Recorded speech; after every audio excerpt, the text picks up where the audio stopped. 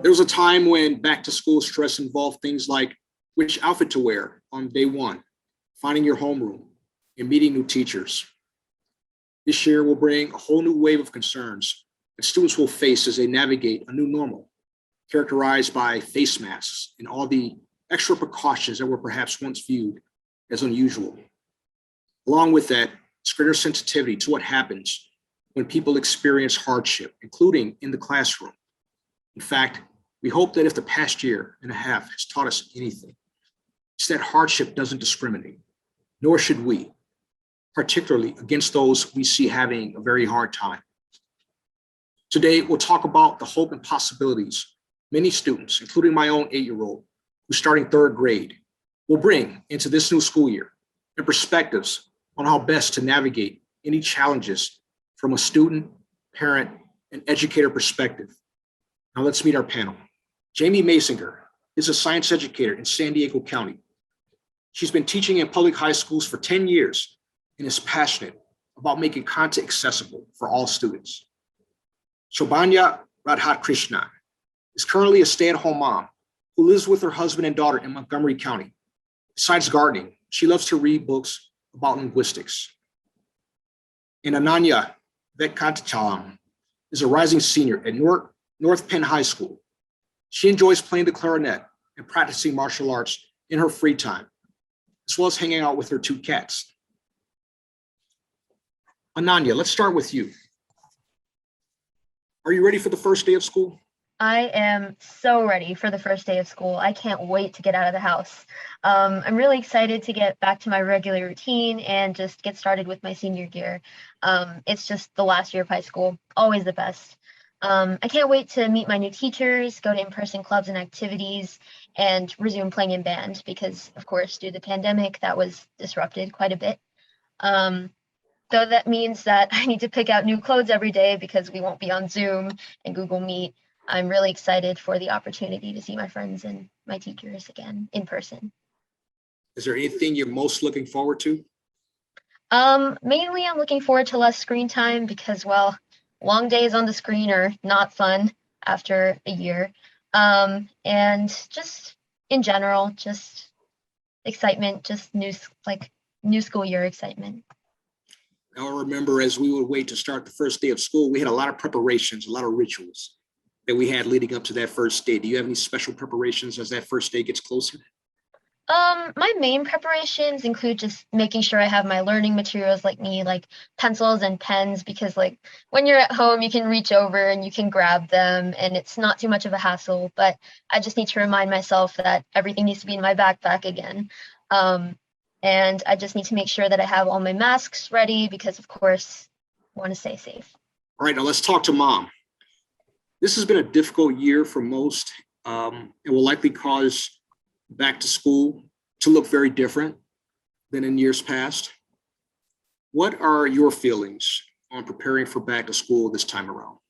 I'm excited for Ananya to go back to school because for the past year and a half, she has been sort of in hiatus and she hasn't seen much of her friends and much of her teachers except for in Zoom calls.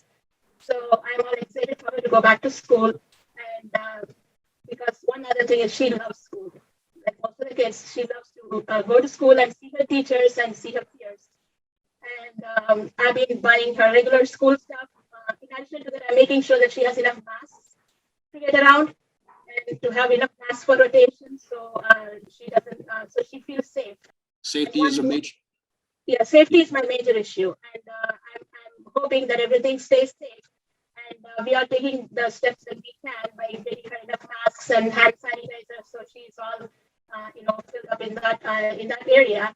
And one other thing is, I'm very happy that she have less screen time. I've seen her sitting in front of the computer all day long, and this will give her some break, and this will give us also some break.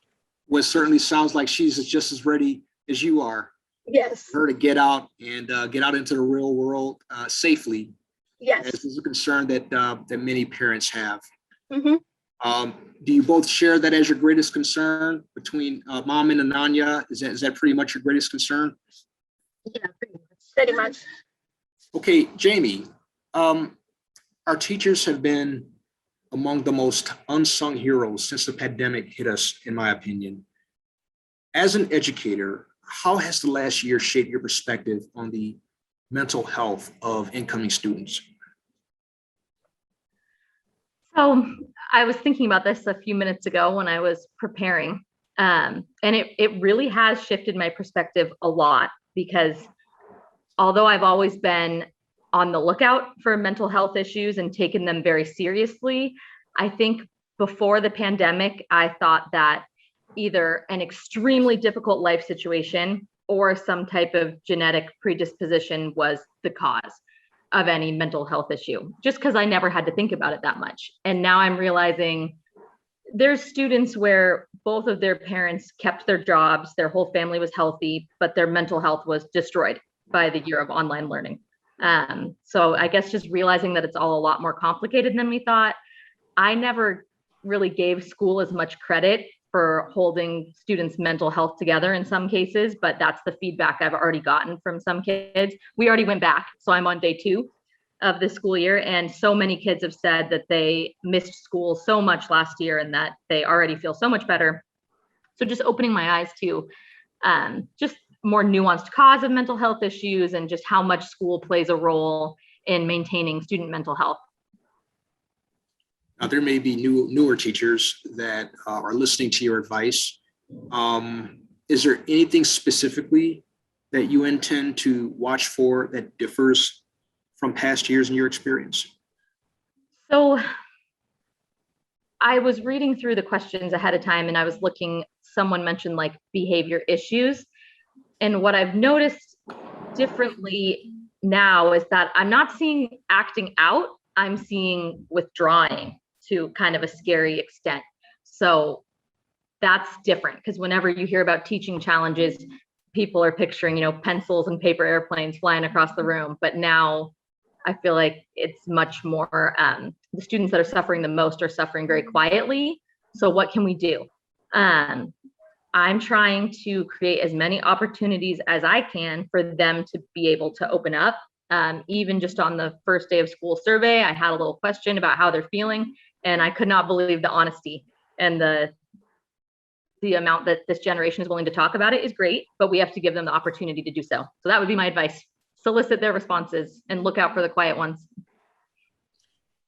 Given the number of students you have in your classroom, that's a lot of weight to carry around for one individual, even in a team of teachers.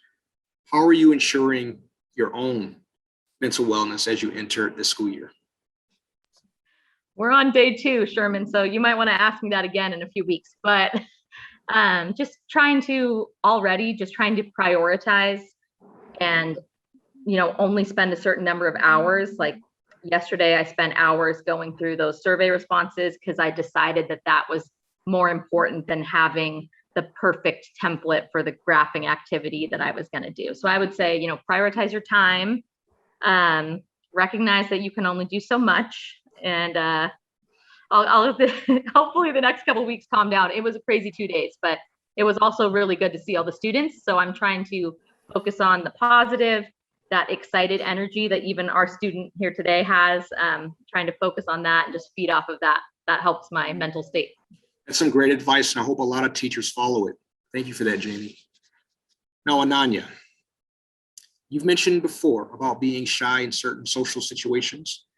Now, in the coming weeks, we know that many students will be back in school around their friends and teachers for the very first time since the pandemic. How are you able to come out of your shell at school? Quite honestly, it took a bit of time and getting adjusted to my peers and my school environment, because mostly I found like transitions difficult. So from middle school to high school, things like that, because the amount of kids in my district is huge. So it's just a huge influx of kids at just one specific time. So it's a lot to adjust to. But if you kind of try to build a community, try to involve yourself in conversations about topics you enjoy learning about or topics you find fun, it can become really enjoyable to just reach out and be there and be present. Now, you're a great example for students to follow. A lot of students are having to navigate around many of the concerns that your mom outlined and that you talked about. How would you encourage other students as they work to get comfortable being in the classroom with their peers again that may not be initially as comfortable as you are? So it's a lot about being comfortable with yourself first. So it takes a lot to put yourself out there. So it's a lot about being comfortable with yourself before putting yourself out there. So those two things are really connected. So for building your self-esteem and your perception up, it's a lot about just being okay with yourself. You don't have to be amazing. You don't have to be like, I love myself, I'm the greatest person in the planet. You just got to be like, I'm okay with myself, and that's okay. So that means I can just reach out there and be one with my community, or be one with that one friend who is next to me at school, who sits next to me in, say, my English class. And I'm like, hey, you want to be friends? Sure, we'll be friends. You like that book? I like that book too. So it's just a lot about finding those tiny commonalities, because tiny commonalities can bring forth huge friendships. I mean, that's a lot of things that I've been through. So that is absolutely amazing. I really appreciate that. Jamie, while we know it's not a teacher's job to diagnose or treat students, I've often said teachers are the first responders who spend more time with students than even parents in many cases. How do you make the distinction between misbehaving and signs that a mental health condition may be involved at a time when we're having a hard enough time doing that in the workplace with adults? Whew, that's a heavy one. I think that's the one I read earlier, and I was thinking, oh, that's so interesting that we're picturing like misbehavior, but really more of what I've seen has been the withdrawing. But that's even harder to spot. Also, everyone's wearing a mask, which obviously is important and needed, but it makes it even harder to read what someone is thinking. So I can, for me personally, I've been trying to solicit typed responses. I'm trying not to do too much screen time because I completely get that we are all over that, but it does allow a certain degree of privacy. So the last few minutes of the day, I'm having them fill out a little, how was the day? What did you think of the activity we did? And then I'm throwing in more open-ended stuff about, how are you feeling about school in general? And that's been helping. Honestly, I wouldn't have known otherwise if I hadn't have asked. So I might sound repetitive, but I think asking is the key, because with the masks on and the kids not acting out, but rather than kind of turning in, I don't really know how we would spot it, which is what makes this also tough. I also love our student perspective so much. I could listen to her all day when she was saying about building a community and stuff. One thing I do think teachers can do is create more opportunities than ever for the kids to talk to each other. So even if it's just about the content, I teach chemistry, so it's on my mind. I lit something on fire today, and then I had prompts on the board for turning to your neighbor and, discussing what they saw. And that's how those little side conversations can happen, the little commonalities, the making of friends. So I just thought that was a great perspective, and it's energizing me. You're making me feel better already. That would be another tip I have about trying to improve the mental states, but spotting a bad mental state, it's really tough right now with the masks and large classes. It sounds like she's dealing with large classes too. So hopefully they open up to us and they tell us. And you answer my second question, and I'll just mention that sleep schedules have been thrown off. You've got kids who they're going to have these enlarged thumbs from playing video games all day and all the other things that have been habituated into their lifestyle to occupy their time. So I truly commend you for offering those tips because it certainly will be a challenge for a lot of teachers. Well, I want to thank all three of you for sharing your insights. Your perspectives have been both inspiring and enlightening. And I have one final question for all of you as we wrap up this important discussion. In a few words, what piece of advice do you want students, Ananya, parents, Mom, and teachers, Jamie, to keep in mind as they head back to school? And we'll start with you, Jamie. This is advice for teachers, I'm guessing, or I'm going to try. That's where I'm going to take it. One thing I just didn't get to touch on yet that I wanted to was that with these big classes, you are going to have students that are worried about safety sitting right next to a student that might think a mask is the worst thing that's ever happened to them. So coming in and being confident in, sorry, I'm at school, I'm on my prep. Being confident and clear, confident and clear with what you expect and being the safe, stable person at the front of the room while keeping in mind that there's lots of different perspectives going on. That would be my advice, is just keep in mind that you might have two kids sitting next to each other that have a completely different worldview right now. It's a tough task, but we can do this. We got this. Imagine second graders with a worldview. That ought to be an interesting experience. Mom, what advice do you have for other parents?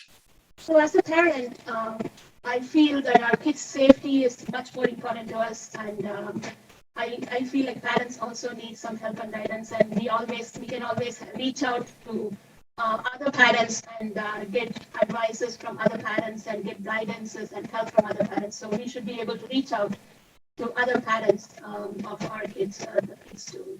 So I feel that her safety is much more important to me than her going back to school. So I feel that all the parents also feel the same thing, and that should be the first and foremost thing. Thank you for that. And Miss Ananya, you get the last word. What advice do you have for all the students who are going to be taking the same journey you're taking when it's time to go back to school? Well, this transition is undoubtedly going to be tough because we've been used to using Zoom chats or Google Meet chats or any other video call chats to just communicate with other people, get our tiniest thoughts out there. But all of a sudden in the classroom, that's not going to be the case anymore.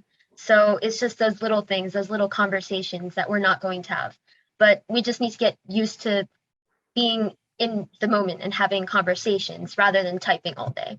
So it's going to be tough, but we're going to have support systems all around us throughout the process. And it's going to be tough, but we can do it. You are a true leader, and I can't wait to see what the future has in store for you, young lady. I want to thank all of you for being a part of this discussion. I wish you all well in your journey back to school, and I look forward to seeing great things from all of you this year.